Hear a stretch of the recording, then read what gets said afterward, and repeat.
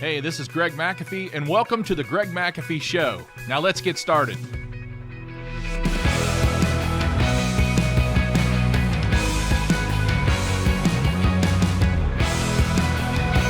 Hey, welcome back to the Greg McAfee Show, where we discuss steps to successful entrepreneurship, how to take your business to new heights, and ultimately follow your dreams. Today, we're continuing on part 2 of the expectations of a strong team.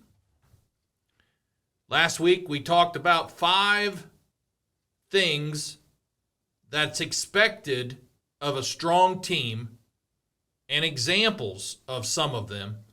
Today, we're going to talk about the last 5 expectations of a strong team. So, the first one, or number 6, is they have confidence in each other and their company and leadership. They have confidence in each other. You see, you can't be successful as a team if you don't have confidence in each other and your company. And I say company, I mean basically the company is the leadership, the company. Your company stands for something. And you should be proud of it. You should have confidence in it. So they place belief, strong belief in their coworkers. They work well together. They jive. They mesh well. They're not stabbing each other in the back. They have strong belief in each other. They improve each other's performance and they stay more motivated than the average team. We're talking about strong teams, the expectation of a strong team. So they improve each other's performance, and they're more likely to stay more motivated than the average team. And the leaders model confidence in themselves and in their team, in others. So the leaders are confident. They're confident leaders. And in many cases, they started this thing. They started with confidence. When they built this from nothing, they started with confidence. And these strong team companies invest more in training than any other average company. They want their team to be the best. They want their team to be knowledgeable in their industry and in their market. And they lead.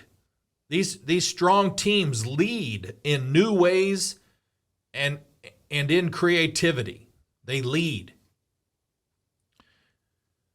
And to them, problems are just opportunities.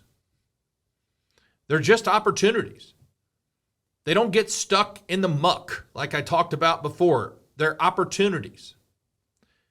And they look at each problem as an opportunity, and they deal with it, and they conquer it.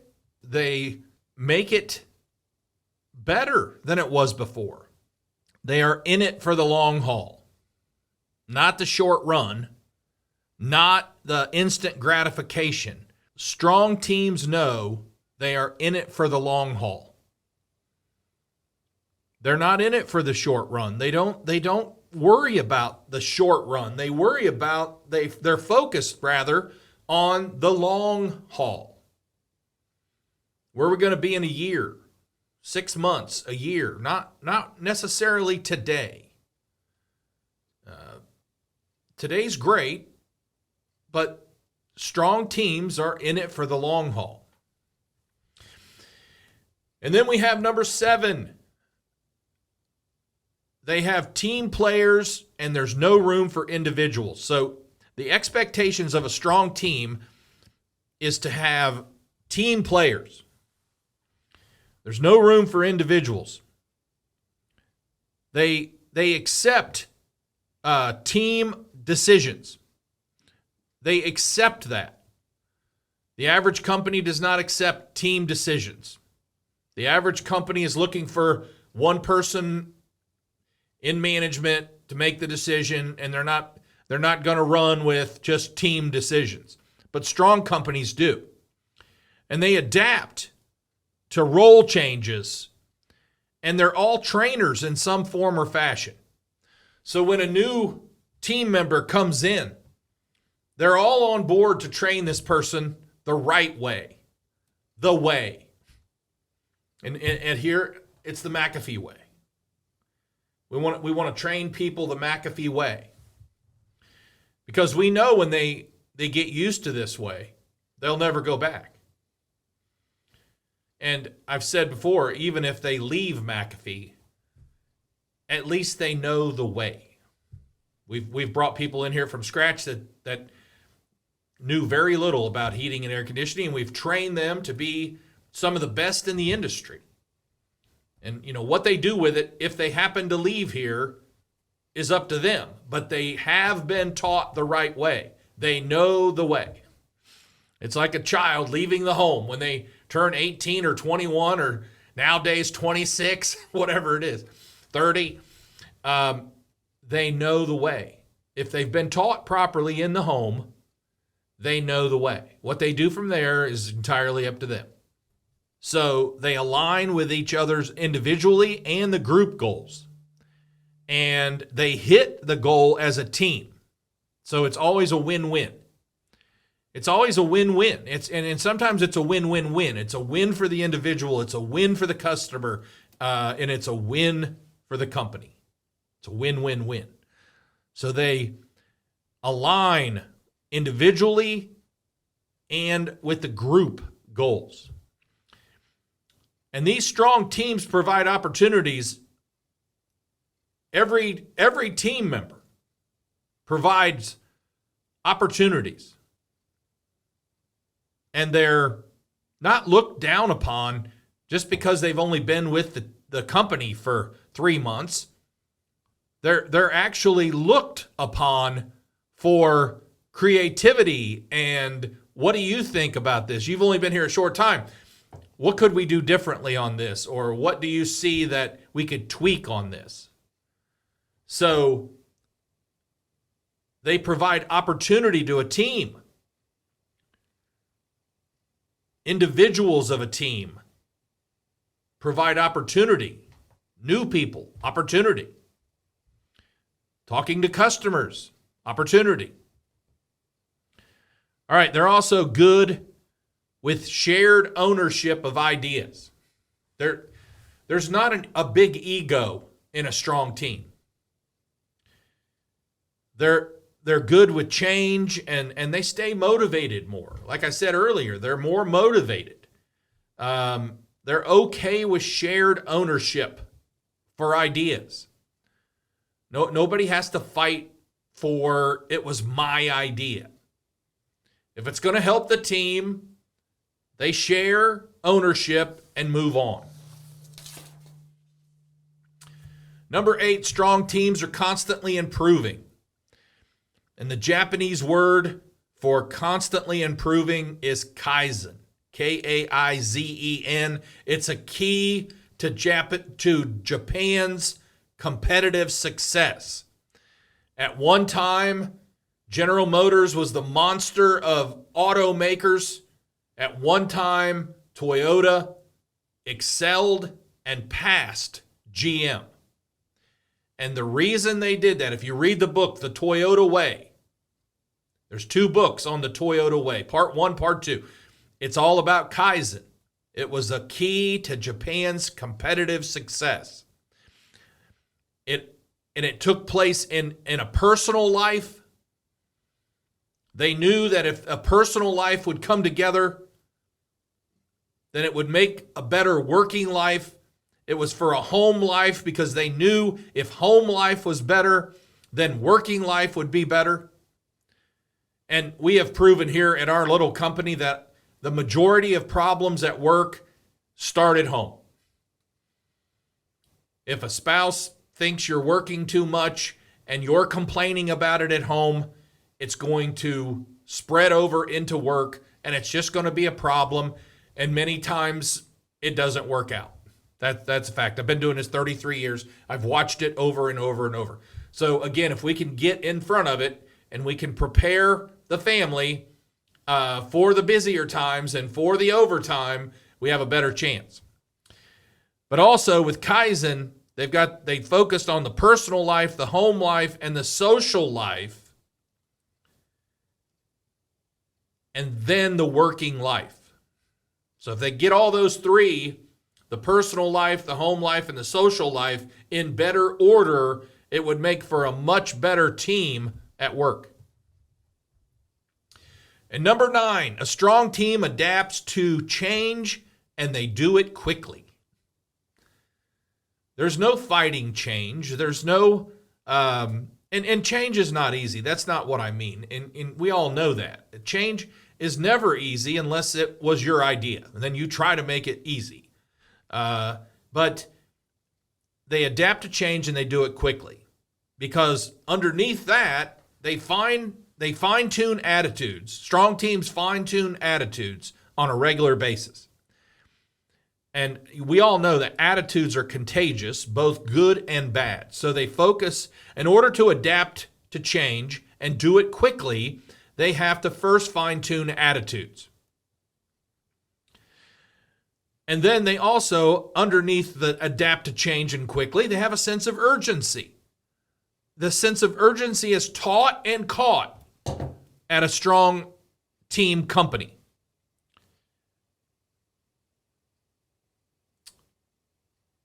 And they also are very adaptable. A strong team's very adaptable, more adaptable than your average company. There's no perfect, quote, company, and there's no perfect strong team. But what we're saying here is a strong team are much more adaptable than an average team. They actually model it. It's a can do, not a can't do. And they focus on that. So they're very adaptable. And they also, in order to adapt to change quickly, they have to embrace innovation. And innovation is coming out with, better ideas than the competitor. And they're innovating. They're actually constantly innovating. And if you're constantly innovating, you're going to get used to change, and you're going to get used to doing it quickly. And then they also practice coming up with new ideas to solve problems. So they actually practice it. We've never been good at anything that we didn't practice a lot. Growing up with sports, if you didn't practice in baseball hitting the ball, you were less likely to hit the ball in a game. And if you didn't practice shooting baskets, you were less likely to make a basket in a game. And so on, and so on, and so on. So they practice coming up with new ideas. We practice just about everything we do here at McAfee. We practice selling. We practice closing. We practice coming up with new ideas. We practice walking to a customer's door. We practice how to answer a phone. We practice just about everything. We practice leadership skills. So if you want to get good at something, you've got to practice it. And that's what we try to do at McAfee, is practice it. So practicing coming up with new ideas and solving problems, we give new employees a problem and we have them solve it. That's practice. So when they do run into it out in the field, they're prepared to solve the problem and not just make multiple texts or phone calls for an answer. Okay? Speaking of that, the last one, number 10, is strong teams have more freedom to make the best decision for the customer. So if we're practicing it in-house, they're more likely to be able to have the freedom to make the best decision in front of a customer. And with that, they have a level of decisions that they're allowed to make for a customer without asking management. So if there's 10 ways, to solve this problem, we allow them to use 4 out of the 10. You can use these 4 ways. Now, if these 4 ways don't solve the problem, then you can call a manager. But at least you've got 4 ways in your arsenal to use in case you run into a problem. And that seems to work very well. We do that. We also do that in sales. In order to close a sale, the Comfort Advisor has 2 or 3 things they can use to close the sale, especially if it has to do with price. They know what kind of discount they're given permission to use. Anything above that, then they have to go through management. So it's freeing because the average company has 0 to work with. They're just told, call a manager. If you run into this, call a manager. We'd rather give you a little bit of ammo to use for you to solve the problem instead of constantly calling a manager. And that's what strong teams do, by the way. Also, they know that solving a customer's problem is easier in the initial stages rather than waiting and procrastinating and making that problem grow bigger. Strong teams also know that they are more flexible and they can change according to a customer's need. So if the customer's need has changed, then they're flexible enough to be able to handle it and solve the problem. And lastly, from the strong teams having more freedom to make the best decision, they're accountable for their own actions. And they realize that. We hold people accountable for their actions. And that's not a bad thing. That's not a mean thing. That's a responsible thing. And a strong team have responsible players, responsible team members. So they're accountable for their own actions. So this was another 5 things that will help you know what to expect building a strong team, from having confidence in each other and the company, having team players. There's no I in team, no individuals. Having strong teams that are constantly improving, remember Kaizen, adapting to change quickly, and then, of course, strong teams have more freedom to make the best decision for the customer. And that's what we at McAfee try to adopt the majority of these things, fine-tune them, practice them, make them work, and continue to grow and lead in our market. So I hope it helps. I hope this helps you do the same thing. Before we wrap up, if you are watching on YouTube, don't forget to like and subscribe below. You can also support this podcast by reviewing on iTunes or your preferred listening platform. Keep listening. I'll do my best to keep challenging you. Don't forget to follow us on Instagram and Facebook at The Greg McAfee Show. No spaces, no underscores. Be sure to tune in next week, and I'll be talking about business, helping you grow, helping you market better, helping you brand better, helping you lead better, and all those types of things. Thanks for listening, and as always, carry on, God bless, and have a great day.